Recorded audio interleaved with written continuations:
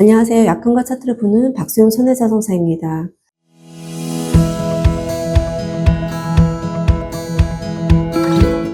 우리 보험금 청구에 있어서 자살보험금 하면 보험사에서는 자살이니까 보험금 못 줍니다 라고 그냥 딱 끊어서 얘기를 하거든요.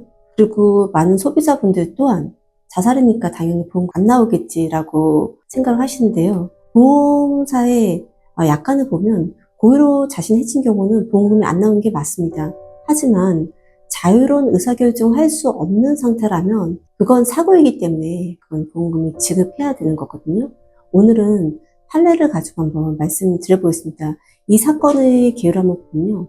2014년도에 한 어머니가 딸을 위해서 2건의 보험을 가입하셨습니다. 상해 사망 시 총 1억 2천만 원이 지급되는 보험계약이었거든요. 그리고 5년 뒤인 2019년 11월에 딸이 이제 자택에서 이제 숨진 사건이었거든요. 이 환자분의 사건을 보면 상담단체에서 실상 우울 검사에서도 굉장히 점수가 높게 나왔고 고도 수준으로 심각한 상태였고 불안 수준도 매우 높은 상태였어요. 그래서 주 병명이 주요 우울장애, 공황장애, 양극성 기분장애 이렇게 진단을 3가지를 받았더라고요. 원인은 직장 상사와의 관계에서 오는 극심한 스트레스였다라고 했습니다. 그래서 말투가 이상하다는 지적에 차 안에서 20분 동안 꽁꽁 운다든지 감정이 또 무너졌다.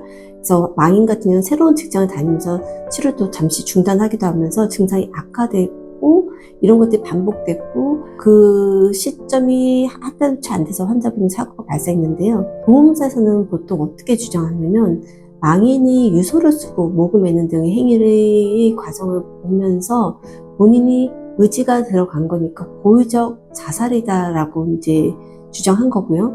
그리고 유족 입장에서는 우울증과 음주로 인해서 제정신이 아닌 상태에서 발생한 일이다라고 이제 한 겁니다.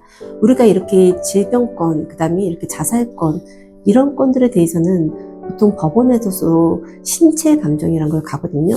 이 사건에 있어서 진료 감정의가 의학적 소견을 제시한 게 있는데요.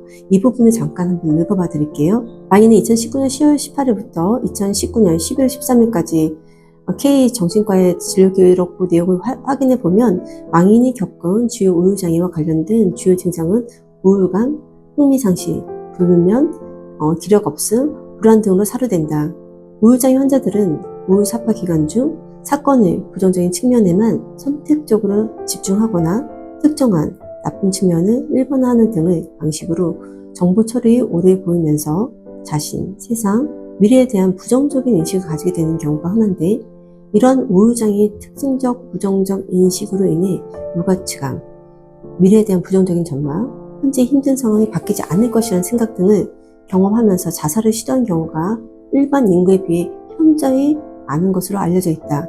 그러므로 망인 또한 앞서 언급한 우울장애에서 나타나는 부정적인 인식으로 인해 사망 당시 자유로운 의사결정에 제한이 있을 가능성이 높고 자신의 사망을 의혹하고 죽기 위해 취하는 행동이 가져오는 결과에 대한 인지 능력과 판단 능력을 부분적으로 상실했을 가능성이 높을 것으로 사료된다. 망인에게 처방된 약물들은 진정 효과를 유발할 수 있으며 음주 병용 시 이러한 진정 효과가 심화될 수 있다.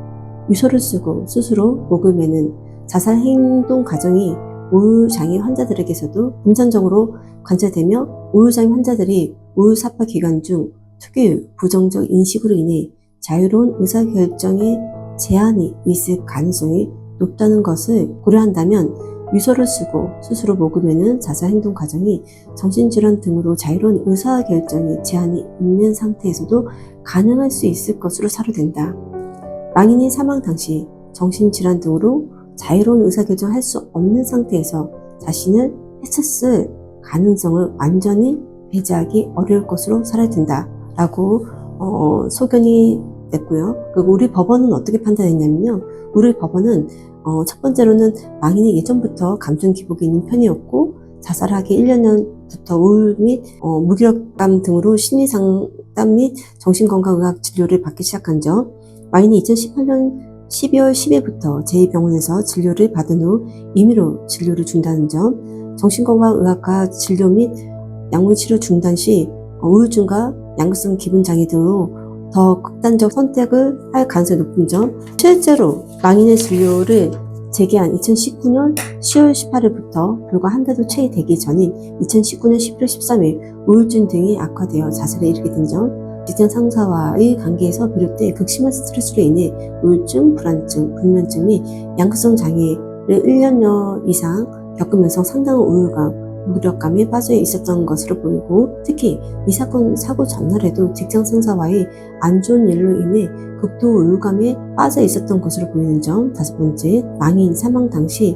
주거지 내에서 발견된 빈술병들과 망인의 남자친구의 경찰 진술을 비춰 망인은 자살 직전 상당한 양을 음주를 한 것으로 보이는 점 등을 종합하면 망인은 평소 알아봤던 우울증, 불안증 등을 정신질환으로 인한 우울감 및 무력감 및 사고 전날 직장에서 있었던 안 좋은 일의 영향으로 극대화된 상태에서 과다한 음주로 인한 영향까지 더해져 자유로운 의사결정을 할 수 없는 상태에서 스스로 삶을 포기하게 된 것으로 봄이 타당하다라고 판단했습니다.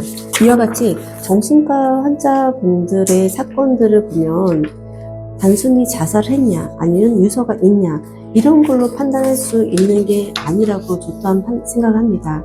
그래서 이런 정신과 질환자들의 어떤 그 사건들 같은 경우는 환자분들의 그 나이라든지 자살 방법, 그 다음에 그 환자분들의 치료 과정이라든지 진행 과정, 그리고 그 의무기록 전체를 또 한번 꼼꼼히 봐야 되거든요. 그리고 경찰 조사 기록도 한번 다 봐야 되고, 그리고 이 환자한테 이 자살했었을 때의 이런 사건들이 의학적 소견, 그 주치의 소견들이 어떻게 나와 있냐에 따라서 이것을 정말 자살인지 아니면 상해 사망으로 주장할 수 있는지에 대해서도 판단을 받아볼 필요가 있다라고 생각합니다. 사실은 그 정신과 환자분들은 보호자분도 굉장히 사실 마음이 힘들고 앞으로 살아가야 될 시간에 대한 어떤 치료가 사실 필요하거든요. 그렇기 때문에 사실 이 사망보험금은 유족분들한테도 굉장히 저는 필요한 금전적인 보상이라고 저는 생각이 합니다. 만약에 정신과 질환에 대한 어떤 분쟁이라든지 상담을 받고 싶으시다면 차트라든지 이런 여러 가지를 보내주신다면 정확하게 차트 분석을 통해서 한번 상담을 드려봐 드릴 수도 있을 것 같습니다. 전문가의 상담을 통해서 망인의 마지막에 고의였는지 질병에 의한 사고였는지를 반드시 다시 확인해 보시기 바랍니다. 오늘 영상과 관련하여 문의사항이 있으시다면 연락 주시면 답변 드리겠습니다. 감사합니다.